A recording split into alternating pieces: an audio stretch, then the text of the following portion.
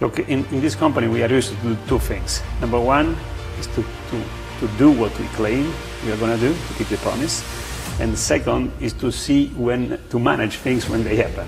We are looking at that. We are trying to understand what is going to be the percentage. Obviously, I knew if anything went wrong, I knew, like with cars, straight on the phone with my dad. A guy from Leicester, England, not a Bugatti certified engineer, not a factory technician, not even a formally trained mechanic, rebuilt one of the rarest, most complex hypercars on the face of the planet.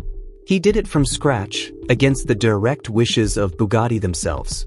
And when the dust finally settled and the engine roared back to life, even the people who said it was impossible were left speechless.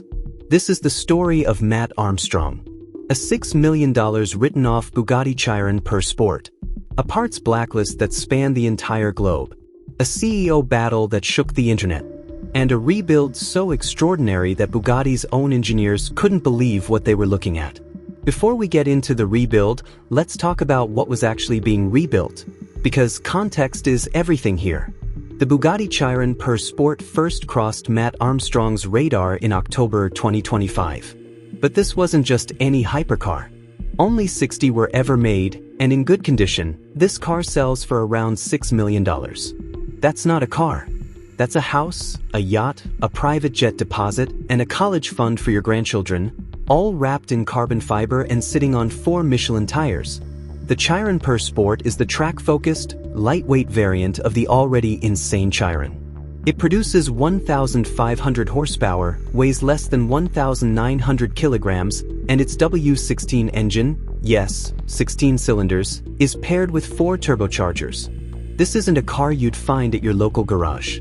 It's the kind of car where a single software update requires flying in a Bugatti technician with a proprietary laptop.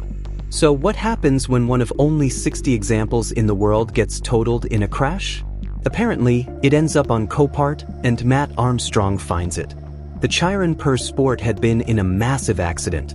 The front end was crumpled, the airbags had deployed, and a vast array of components needed replacing, including the headlights, the hood, the wings, and the iconic Bugatti horseshoe grille. Bugatti quoted approximately $1.7 million for a factory repair.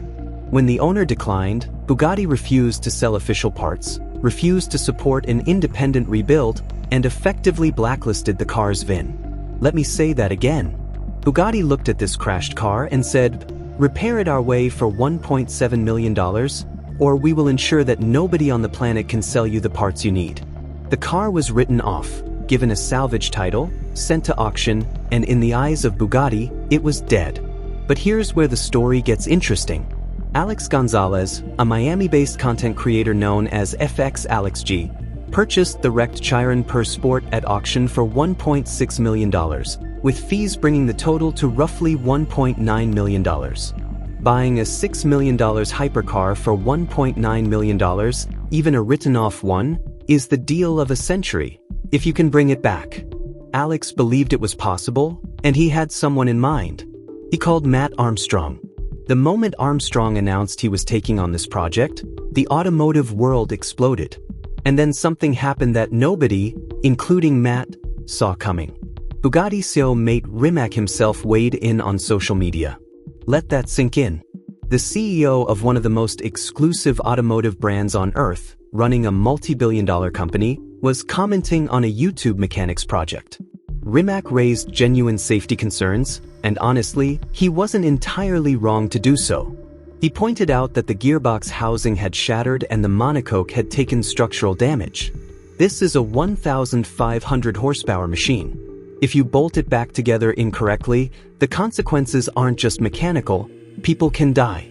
Rimac also pushed back on the idea of 3D printed parts being used on safety-critical components, and then, in what felt like a peace offering but was really a control move, said the car was welcome at the Molsheim factory if Armstrong wanted to fly it over.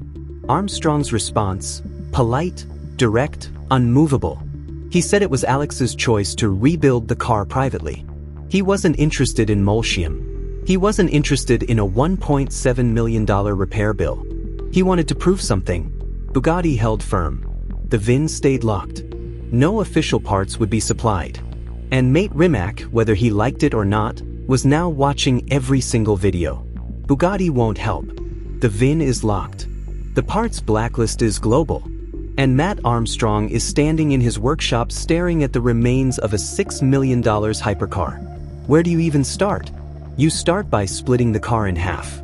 To assess the full extent of the damage, particularly to the gearbox, Armstrong's team had to completely separate the front tub from the rear drivetrain frame. Bugatti does this with proprietary equipment at their Molsheim factory. It's one of the reasons they said this was impossible.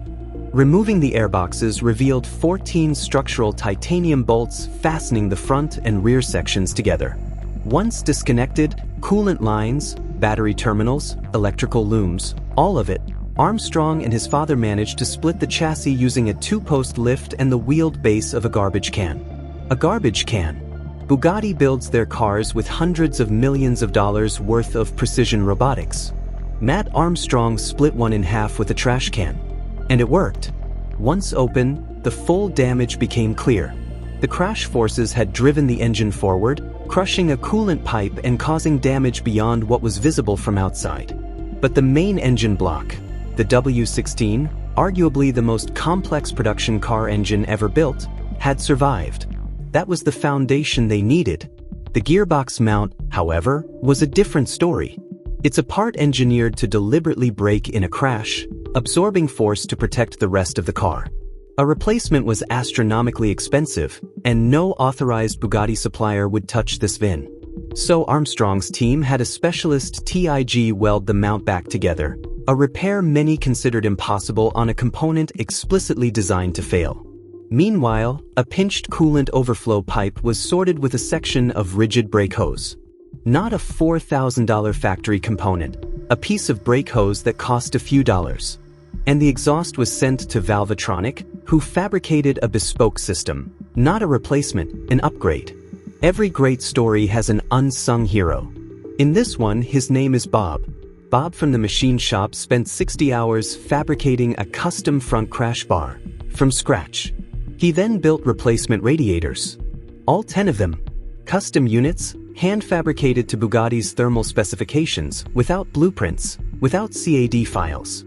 He looked at what was there, understood what was needed, and made it happen. He even managed to replicate the original mounting points and threads, allowing each unit to bolt directly to the chassis legs. The interior was completely overhauled with E3 Customs, who ret-rimmed the seats, dashboard, and steering components in the car's signature white and purple colorway. And then there were the airbags. With Bugatti airbags unavailable, Armstrong sourced 2 units from an Audi A3. They fit perfectly, because at the end of the day, Volkswagen Group engineering runs deeper than any badge. That one detail tells you something profound about these cars and the mythology that surrounds them. After months of work, countless setbacks, and one of the most watched automotive sagas in YouTube history, they turned the key. The W16 engine fired. One of only 60 in this configuration, it came back to life in a workshop, not in Molsheim. Not with proprietary diagnostic equipment. Not with a team of factory-trained specialists. With a group of determined, resourceful human beings who refused to accept the word impossible. And then Matt Armstrong drove it. The car that Bugatti said was dead. The car with a globally blacklisted VIN. The car with Audi A3 airbags, a TIG welded gearbox mount, hand-built radiators, a brake hose coolant fix, and a custom Valvetronic exhaust, rolled out of a workshop and onto a road in Leicester. Here's the detail that often gets overlooked, but it might be the most significant part of the whole story. Bugatti eventually lifted the parts blacklist. The company that locked the VIN. The company whose CEO went on social media to cast doubt on the project. That company quietly changed its position. Armstrong's belief was that someone within Bugatti had unilaterally blocked parts sales, and that Rimac had privately indicated it could be done. That gap between the public-facing corporate line and what was actually being said in private tells you everything. This was never really about safety. It was about brand control.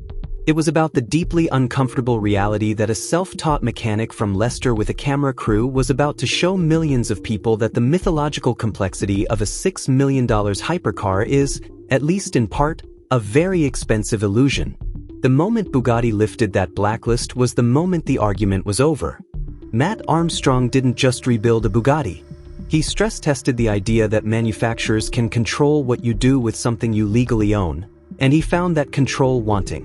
When a company can lock a vehicle's VIN and cut off parts supply to a car you purchased, that's a level of post-purchase power that should make every consumer uncomfortable. Matt Armstrong found a way around every obstacle. Audi airbags, hand-built radiators, a garbage-can chassis split, and he filmed every single step. The next time a manufacturer tells you something can't be done outside their authorized network, whether it's a car, a phone, or a piece of farm equipment, remember this story. Remember the garbage can.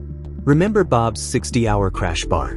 Remember the Audi airbags that fit a $6 million Bugatti. And ask yourself, is it actually impossible?